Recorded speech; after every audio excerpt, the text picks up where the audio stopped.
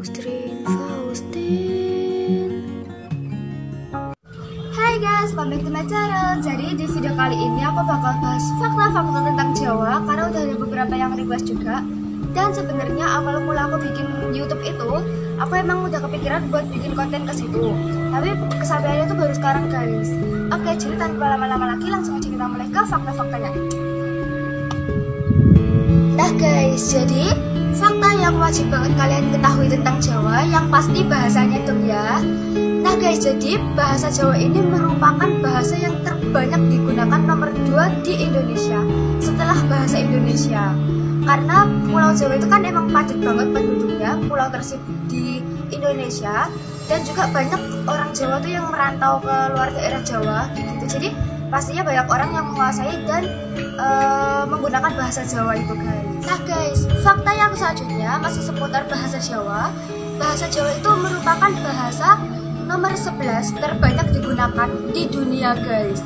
Jadi bahasa Jawa itu nggak cuma diucapkan oleh masyarakat Jawa dan masyarakat Indonesia, tapi juga ada banyak negara yang menggunakan bahasa Jawa juga. Contohnya kayak Singapura, Malaysia, Suriname, Belanda, dan Kalendonia Baru guys.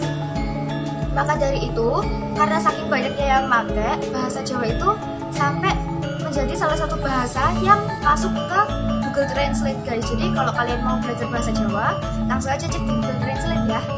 Nah guys, fakta menarik yang selanjutnya tentang Pulau Jawa. Kalau ini meliputi penghasilan Pulau Jawa ya guys sekarang. Jadi Jawa itu merupakan salah satu daerah penghasil kopi terbaik di Indonesia guys. Terus Pulau Jawa itu juga merupakan penghasil beras terbesar di Indonesia. Seperti itu guys. Nah guys, jadi yang selanjutnya yang bakal aku bahas yaitu Hono Corokonya atau aksara Jawanya ya guys. Nah tapi sebelum aku bahas aksara Jawanya, kalian harus tahu dulu legenda munculnya aksara Jawa ini guys. Nah guys, menurut legenda pada zaman dahulu itu ada seorang pemuda sakti namanya Aji Soko. Dia ini punya dua abdi, namanya Dora sama Sembodo. Nah, Aji Soko ini mengembara ke kerajaan Medan Kemulan, ditemenin sama Dora. Nah, terus abdinya yang satunya, Sembodo itu, dia disuruh menetap di kerajaan buat nyimpen kerisnya, biar gak jatuh di tangan orang lain gitu guys. Jadi, Aji Soko ini, dia mengembara ke kerajaan Medan Kemulan itu, karena rajanya di kerajaan Medan Kemulan, namanya Prabu Dewata Cengkar. Dia itu kanibal guys, makan daging manusia, dan dia tuh rakus banget, jadi yang pasti rakyatnya ketakutan dong ya. Nah, jadi Aji Soko udah sampai di sana, dia minta suatu permohonan ke Prabu Dewata Cengkar ini. Dia bilang, kasihan aku tanahmu itu sak surbanku aja. Jadi dia cuma minta tanahnya Prabu Dewata Cengkar itu ukurannya tuh satu surbannya dia aja. Terus dia kayak bilang nanti aku mau jadi makananmu kayak gitu. Nah jadi Prabu Dewata Cengkar ya pasti mau aja ya, orang cuma ngasih tanah sesurban terus nanti dapat makanan kan ya enak banget gitu. Akhirnya dilakuin sama Prabu Dewata Cengkar itu. Dia mulai ngukur tanahnya dan surbannya itu nambah luas sampai ke pantai selatan guys. Dan akhirnya karena tambah luas, jadi Prabu Dewata Cengkar ini dia jatuh ke jurang di pantai selatan itu.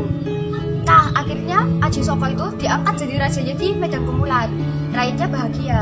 Terus Aji Soko itu mulai keinget sama kerisnya yang ditinggal di kerajaannya itu. Jadi dia minta tolong Dora, abdinya yang ikut dia ke Medan Kemulan, buat nemuin Sembodo. Sembodo itu yang ditinggal di kerajaan itu, buat ambil kerisnya. Nah akhirnya si Dora itu jalanlah ke kerajaannya Aji Soko buat ngambil kerisnya. Tapi Sembodo itu nggak mau nyerahin karena dia megang kata-katanya Aji Soko ini buat nggak ngasih kerisnya itu ke siapapun, termasuk Dora itu. Nah tapi Dora itu juga bersikukuh karena lah aku disuruh kok sama Aji Soko gitu. Akhirnya mereka dua ini bertengkar dan akhirnya dua-duanya mati. Terus Aji Soko tuh kayak ada penyesalan gitu di dalam dirinya. Akhirnya Aji Soko itu mengeluarkan Hono Coroko itu atau aksara Jawa, jumlahnya itu 20, yaitu Hono Coroko. Itu artinya ada sebuah kisah. Terus Doto Sawolo, terjadi sebuah pertarungan. podo joyonya itu pada jaya gitu loh guys, sama-sama sakti podo joyone gitu. Terus mogo botongo itu podo jadi batang, podo mati kabeh gitu.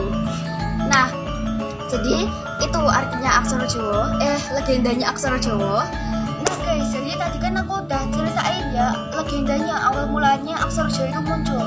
Sekarang kita mulai buat belajar aksara Jawa tapi basicnya, karena kalau kita mempelajari semua dari aksara Jawa itu gak bakal ada habisnya dan memerlukan waktu yang sangat amat lama. Aku tuh belajar aksara Jawa dari kelas 3 sampai sekarang ini kelas 6 itu tuh tetap belum menguasai semua aksara Jawa guys, baru sampai pasangannya aja, belum yang lain-lain kayak gitu. Nah jadi biar kalian itu bisa nulis pakai aksara Jawa atau bisa baca aksara Jawa kayak gitu, yang pertama kalian harus hafalin aksara dasarnya dulu tuh ya. Pastinya yaitu ho, to, co, ro, ko, do, to, so, po, lo, podo, joyonyo, mogo, botongo. Nah ada 20 aksara itu yang harus kalian hafalin. Nah terus buat nulis setidaknya yang dasar, kalian itu untuk tulis huruf vokalnya kayak a, i, u, e, o nya itu kalian harus hafal sandangannya dulu guys, kayak ulu, suku, pepet, taling, tarong, dan sebagainya itu. Jadi ada aksara yang bisa tanpa menggunakan pasangan atau sandangan sama sekali. Contohnya itu kayak Ramayana, itu kan kalian bisa tinggal tulis gabungin aksara dari Ramayana. Tapi ada juga aksara yang harus kalian kasih sandangan atau pasangan. Tapi kali ini aku cuma mau bahas sandangannya dulu aja ya guys. Contohnya nih kayak buku. Nah jadi kalau buku itu kan berarti kita harus tulis baka, tapi dikasih sandangannya itu suku guys. Suku itu untuk u. Nah nanti aku insert gambarnya di sini. Oke guys, jadi segini dulu konten aku hari ini. Semoga bermanfaat untuk kalian. Dan terima kasih juga yang udah ngerekam konten ini. Jangan lupa like, share, comment, dan subscribe. Bye-bye.